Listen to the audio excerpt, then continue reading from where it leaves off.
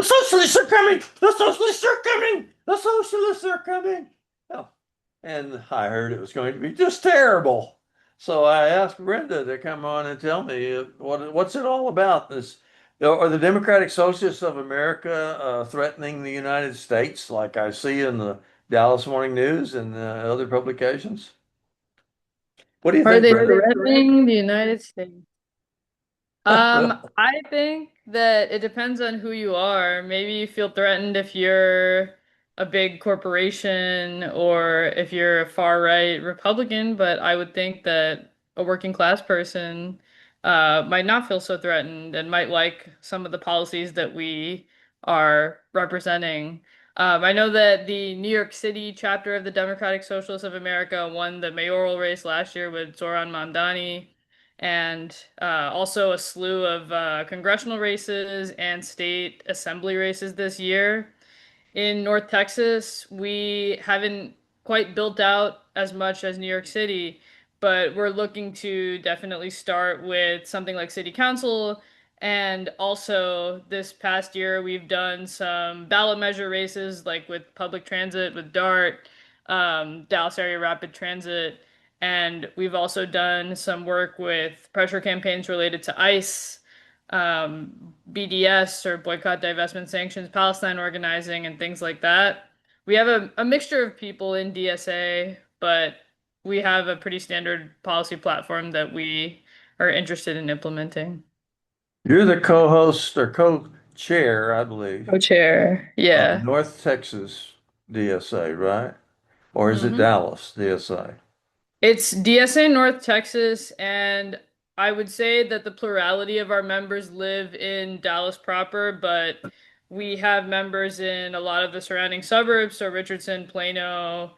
I think the territory actually stretches out pretty far. So even if you live in like Prosper or something, you're technically a member of our chapter, which is a little bit of a challenge because of the geographic sprawl Yeah. that we have in North Texas. But yeah, plurality of folks do live in Dallas, and then we have a good concentration in some of the immediate surrounding suburbs. So I read in the Dallas Morning News that you're a terrible threat and that the Democrats must do something desperate to get rid of you, and or silence you or something because you're destroying the Democratic Party or something like that. It was pretty strong. Did you have any reaction to that? I did see it, and in fact, our DSA chapter on social media, we recently responded to some of those headlines. It's funny because I think that the Democratic Party sometimes does this sort of thing to itself, and then they're looking for somebody else to blame. Like they try to get by simply on saying that they're not Donald Trump, but not necessarily offering something better. And we've seen, if you look at Chuck Schumer, the Senate minority leader's approval ratings, for example, it's very low, and that's because people have seen him, not fighting for the American people. So I think part of it is self-inflicted wounds, and then it just so happens that you see these younger socialist politicians that are clearly communicating what they want to see. They want to see an end to endless war. They want to see us not sending our money to Israel. They want to see us have every American afford healthcare with Medicare for all. They want to abolish ICE because they've seen the kind of carnage that ICE wrought, not just in Minneapolis, but even locally. It might be a little quieter here, but we have been seeing ICE, kidnap people who are part of our community. So I guess if you're really concerned about the Democratic Party and its longevity or its popularity among working people, you have to make it really stand for something. And maybe that's possible, maybe it isn't. But I think DSA, our representatives in the public eye, have been pretty clear that we represent a, a set of policies that promote working class flourishing and not just, the same old, same old. And most people are working class, right? Most Americans. Yeah, I mean, If you work for a living, I know that there's different people with different definitions of working class, but most socialists, I think, keep a pretty broad definition. If you need to work to sustain yourself, then I think that you're working class. So when you say you're for the working class, that doesn't mean you're for some small segment of the population. It's pretty much everybody. Yeah, I would say so. It does, I know some, I think in American maybe like journalism or things like that, working class might mean some specific professions. Maybe it means like blue collar, or maybe it specifically means low income to some people. But I don't think that that's necessarily the case in how I interpret it. There's a Yeah, I lot of think working class the people. yeah, it's nearly everybody. But it is good to say working class, and I'll tell you why. Because it makes sure that you leave out the bosses. You leave Hmm. out the ones that are causing all of these problems that we're having, all the wars and everything. So I also saw a good one today. It was in the New York Times. It was an editorial, and it said the reason that the socialists are winning is because they listen. Do you think that's true? Yeah, I think if you're a good socialist, you should be talking to a lot of people that are not necessarily already socialists, and you should be seeing what concerns come up with them and then trying to meet them where they're at. And it's working. Don't you have a pretty successful chapter here? Yeah, we have a lot of different projects going on, and I think that it does have a lot of people who are highly engaged. We are about at 1,100 members or something, and a lot of that happened rather recently. Like, I think up until we've had a lot of bumps in membership in the last couple of years. So when Donald Trump won again, which, we really thought that after seeing it once, we couldn't possibly allow this to happen again. But after that happened, I think a lot of people who were scared and angry joined.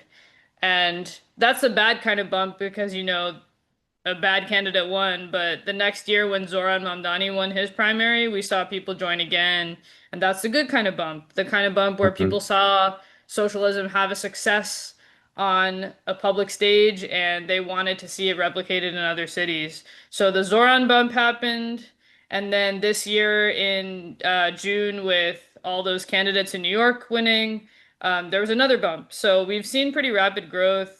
And we've channeled that. I think primarily what's really animating people right now is anti-ICE work in our chapter and then Palestine work. Those are two things that we have going on. And then I think, like I said, we are not at the stage where we could run a mayor. Like, we're not going to elect the mayor of Dallas next year, but we are looking into what it would look like to run a candidate for city council in one of the districts in Dallas. And we think that we could start there. Are most DSA people young like you? Yeah, right now I believe the average age is 30 something.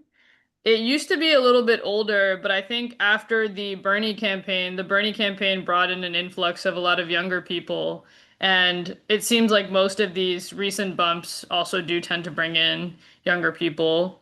That's not to say everybody's young though. There's a variety for sure.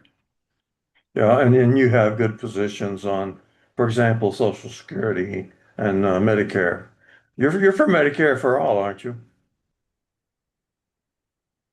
Yeah, 100%.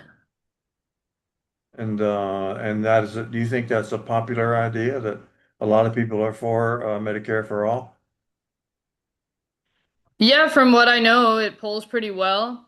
I think if we were to, I think the reason that it doesn't get very far in Congress or something is that you have a lot of politicians who, get money from the health insurance industry and things like that. And then I've also seen some polling that a lot of Americans, they like the doctor that they have, and they're worried that if we switched over to a better plan, maybe they would lose it or something like that. So maybe there's a little bit of persuasion work to be done there. Mhm. But ultimately, when you poll it by itself and you ask people, generally they're supportive because they want everyone to have healthcare, and we need to end the system of like when you, let's say you quit your job or you lose your job or something, losing your healthcare also is ridiculous.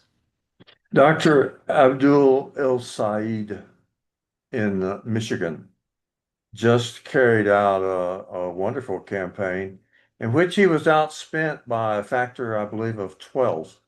Anyway, a very large factor.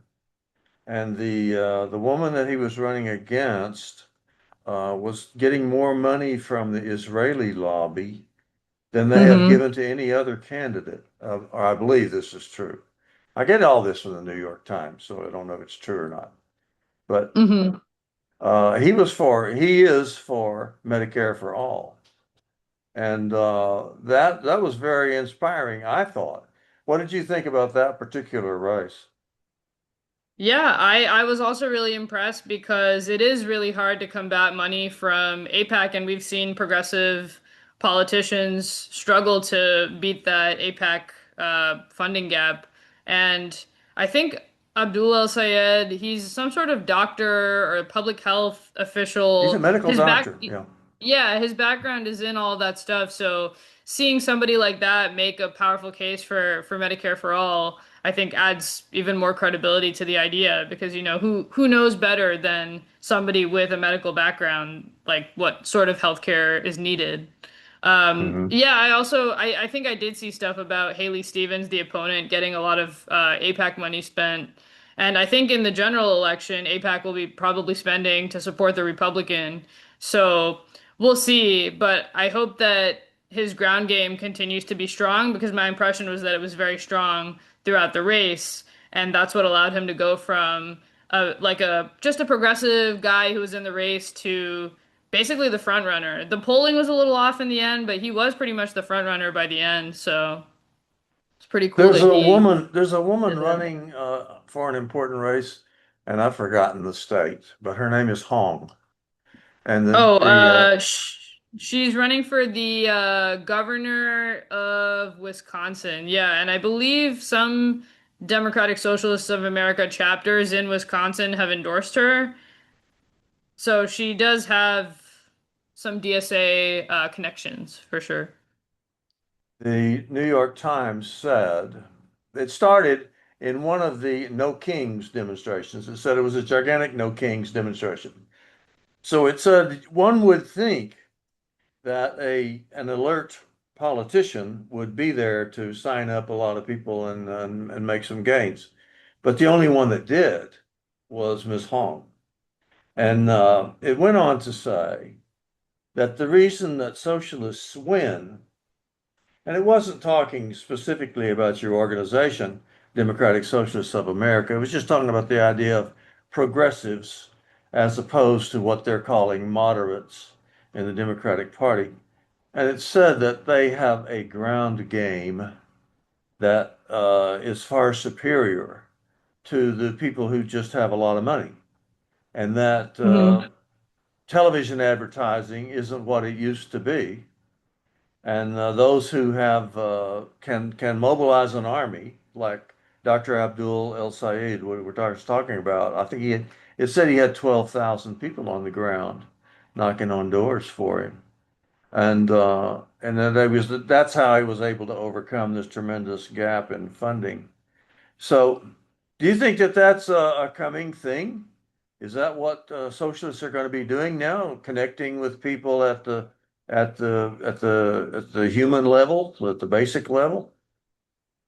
Yeah, that sounds like a really essential part because I mean, I know that in Dallas, for example, voter turnout is super low, and I think a lot of people are like apolitical or they might generally have an idea of, oh, my bills do keep going up, my healthcare is unaffordable. They know something's wrong, but maybe they haven't really talked it through or pieced together like the root causes or something like that. And I think that when you run a socialist campaign, you can show up and you can talk to people and you can ask them what they think. And that goes back to what that other article was saying about listening. When you go to people's doors and you chat, then you get an opportunity to listen to what they have to say. And it seems like Francesca Hong, the socialist candidate in Wisconsin, she's been pretty good at having events throughout the state and listening to what mattered to people. Because I know that she's made a big deal about data centers, and it's really clear that recently data centers have been pretty unpopular because of all the, side effects of having them. People's utility bills go up, folks are concerned about water usage, etc. And she seems to have picked up on what is animating Wisconsin voters. So, the Democratic Socialists of America is by far the largest of the so-called left in the United States of all organizations. And I would say, as far as I know, the largest historically, going back until, the days of Eugene Debs, in which socialists were very popular and were able to get an awful lot of votes and an awful lot of structure around the country. But since then, I would say that the Democratic Socialists of America is the most successful organization that we've seen. And I was wondering if you could account for that, or what do you think accounts for it? I mean, I think it comes down to me, it looks like a lot of the success in terms of pure growth comes from the electoral campaigns. I know that that's definitely not the only thing that we do, and it's also just electing somebody isn't enough. You have to be able to apply pressure on specific issues, and if you don't have any electeds, like we don't have them in Dallas, like we have to do a lot of pressure campaigns, like going to city council, talking about the city budget, which is was released last week, for example, things like that. Um, but yeah, I think a lot of the growth happened after seeing big victories like Bernie, even though Bernie himself is not a DSA card carrying member, or AOC, and then more recently Zoran. Having the structures to run a big operation like that and then win a seat, that's a big part of the growth. And then I think even things like being very visible at direct protests, being loudly pro-Palestine, like that's also attracted a lot of people. Um, and I think maybe recently, at least locally, I don't know that our chapter has been as active with labor, which is something that we should get back to. But I know that in many chapters and even in ours in the past, we've showed up for picket lines like the Starbucks workers. A couple years ago, when the United Auto Workers was on strike, we were there at the UAW picket line in Carrollton. Just going out to places where they're not primarily socialist or they're not already organized socialists is also helpful with getting the organization to grow. Can you That's kind of comment? that's it. Can you also comment just on the political situation in America as you see it today? Do you think, for example, that if Mr. Trump were to win the November 3rd elections, do you think that that would lead to a drastic situation in America, an historically different and worse situation, or is this business as usual? What do you think? You mean for the midterms? Like if the Yeah. GOP held the control? I think that the catastrophe has sort of been slowly unfolding over the past couple years because once he won in 2024, I think I think it might have been even be worse than what people had anticipated because the first Trump term was sort of staffed by ordinary Republicans. They did tax cuts, which obviously are a grab from taking money from the poor, passing it up to the wealthy, which we don't like. But it seems like this time around, he has all these ideologues in his staff, and that's why he tries to get away with things like banning birthright citizenship, putting record amounts of money in to fund ICE, things like that. Um, Or I would I would consider that he would be further emboldened if they maintained control, even after all that's happened, after the war with Iran, which has killed tons of Iranian civilians, as well as, American service members, which like shouldn't really be there in the first place. If you think about that and you think about the tariffs and all that, and he still wins, I think he'll feel like he can really do whatever the hell he wants. And that's already so much has been taken from workers, like the federal workers. He sort of threw their collective bargaining agreement in the trash. The NLRB, like the people who were there were fairly good under Biden, and then that changed under him. So I think it would just be a lot of him trying to see what he can get away with in his last 2 years of So office. would you say then that beating Trump in November is a high priority? Yeah, I would say so. And then on the state level, I think that we need to break the stranglehold of the right on the state of Texas. I know that Texas is the state with the longest streak without, like, the Republicans have had power for the longest, like, it's been one party rule for the longest of any state in the country or some statistic like that. And, our state is run like a business. Workers are suffering for it. Our public education system suffering for it. So, I would love to see change on that level. Like while I'm a socialist and I know that the Democratic Party leaves much, much, much to be desired, um, I feel like a lot of goals that I have as a socialist, we can't even get within striking distance while we have such an emboldened right. Sorry, ignore my phone.